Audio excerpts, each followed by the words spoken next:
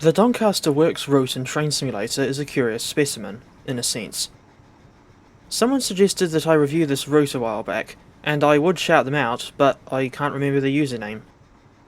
In any case, this route is all about shunting in a big yard back in the early 1980s, when just about every locomotive wore British Rail blue.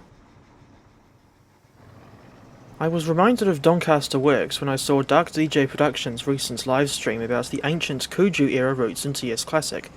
You know, things like the Somerset and Dorset Joint Railway and Headborough North. Although Doncaster Works wasn't part of the original Cuju Rail Simulator lineup, it still has a similar basic/dated look to those original routes.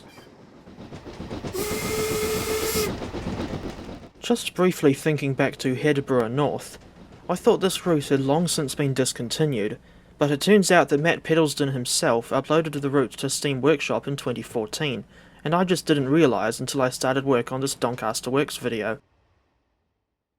And of course, the locomotive that I was using for these scenes is the default Cuju era Black 5, which, needless to say, hasn't really aged well at all.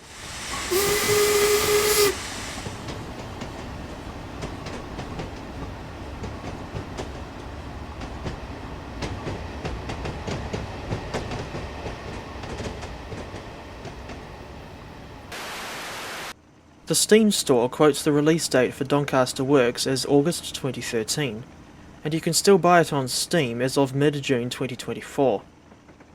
It only costs 11 New Zealand dollars at full price, and while that is generally very cheap by TS Classic standards, especially when some of the more recent routes cost $57, I think it's still a bit expensive for what you get, although the UK Buildings model pack is bundled with the route, and that pack is useful for people who are making their own routes.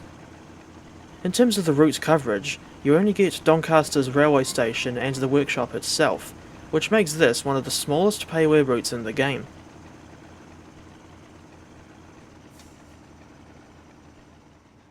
As for motive power, only one drivable locomotive is included with the route, namely the Class 03 diesel shunter.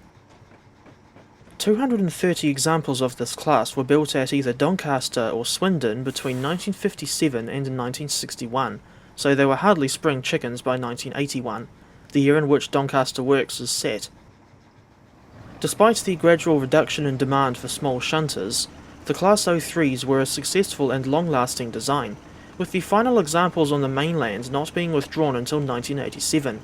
But one of the engines that went to the Isle of Wight later re-entered service as a shunter at London's Hornsey depot. Out of all the Class 03s that were built, a healthy 56 have survived into preservation.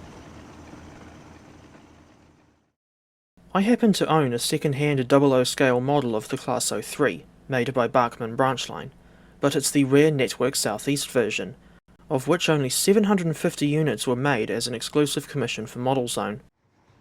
You only get the BR Blue livery in TS Classic, and this model depicts a variant with what I think is called the flower pot chimney, and extra air tanks on each side, thus allowing the locomotive to work with both vacuum and air brake stock, but no cut-down cab like the real 03079 and 03179. This little shunter reminds me of the New Zealand Railways DS class, which, to me at least, is pretty much just a 3-foot 6-inch gauge version of the Class 03. In October 2015, Dovetail released a BR Blue pack, which, amongst other locomotives and a multiple unit, also included an updated version of the Class 03, but it's pretty much the same 03 that came with Doncaster Works, just with a reworked livery. Here are the two versions side by side for comparison. As for that random DD35A in the background, that's here because, in the words of Hilton from Proper Chuffed, I have absolutely no idea what I'm doing.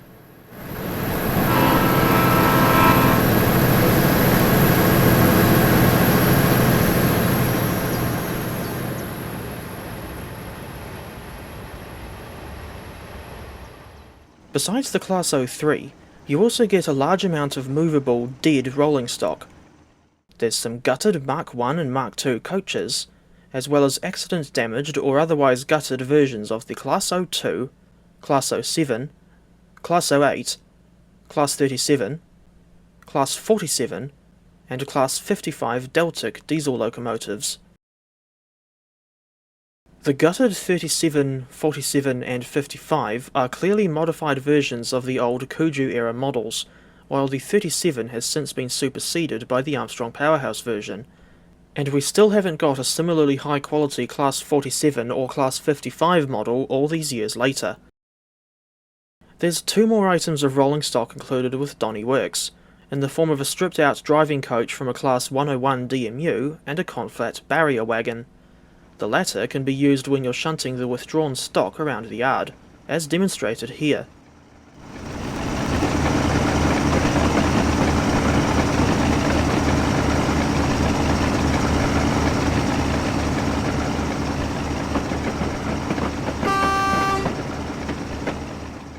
Unfortunately, I was too late to pick up the old RSC era Class 02 add-on before it was withdrawn from sale, so the only variants of this unusual little shunter I have in my collection are the gutted Donny Works and heavily modified Christmas versions.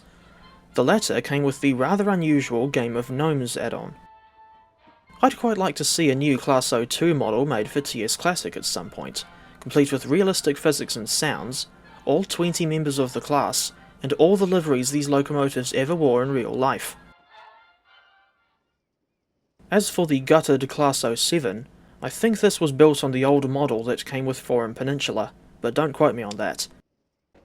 In April 2015, Skyhook Games released a new Class 07 model, which, of course, is fully drivable. Weirdly, the Class 07 pack is considerably more expensive than the Doncaster Works route, costing 24 New Zealand dollars at full price. Personally, I don't think it's worth anywhere near that much money.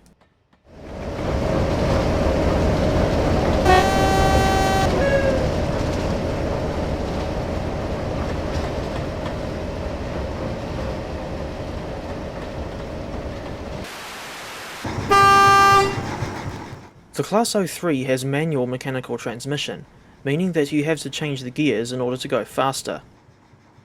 Although this locomotive has a top speed of 28.5 miles per hour, you're limited to 15 in the yard. I like driving the Class 03, partly because of the aforementioned gear changing, which makes the experience just that little bit different from a shunter that uses hydraulic or electric transmission. One example of a diesel-electric shunter is the Class 08.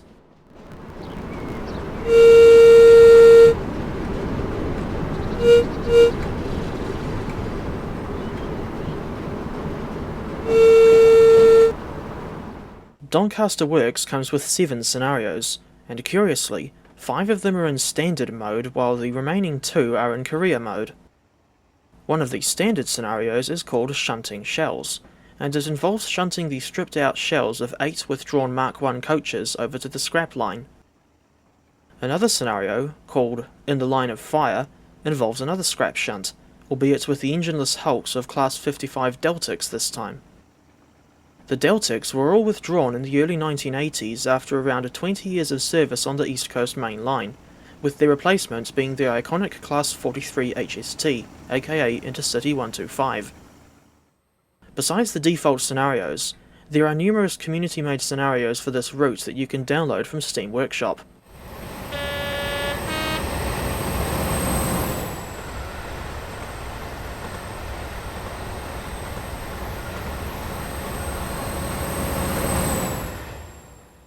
This route uses the default Kuju track. At least I think it's the default Kuju track.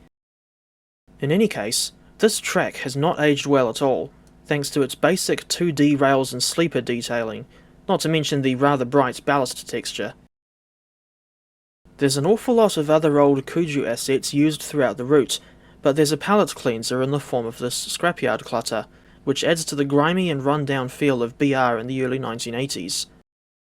Perhaps the strangest detail is this stack of Class 25, or are they Class 26, body shells next to the scrap siding. This reminds me of those pictures I've seen of the Vic Berry scrapyard in Leicester. Elsewhere in the yard, you can find the traverses, of which Doncaster Works has 3. These things are controlled by pressing the G or Shift G keys, just like a normal turntable. One traverser is located at the northern end of the locomotive maintenance building, and the other two are down at both ends of the production shop, with that building being located right next to the scrap sidings. In stark contrast to the workshops, Doncaster Station itself looks very basic and devoid of any realistic platform clutter. For whatever reason, there aren't even any station signs telling people the name of the station. A modern image depiction of Doncaster Station appears in Train Sim World 4 as part of Dovetail's ECML Peterborough to Doncaster route. For my overall thoughts on this thing, see the review I made back in October 2023. Unfortunately, you can't do any shunting in the workshops on the TSW version. So there you have it, my 2 cents on the Doncaster Works add-on in TS Classic. It's pretty old, and the scenery is rather basic in some places, and there's nothing much to do outside of shunting or watching trains at the mainline station.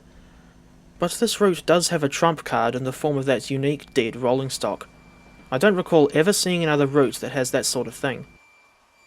At the end of the day, I can still recommend Doncaster Works to people who like shunting, or just want a small route that doesn't require a stupidly powerful computer.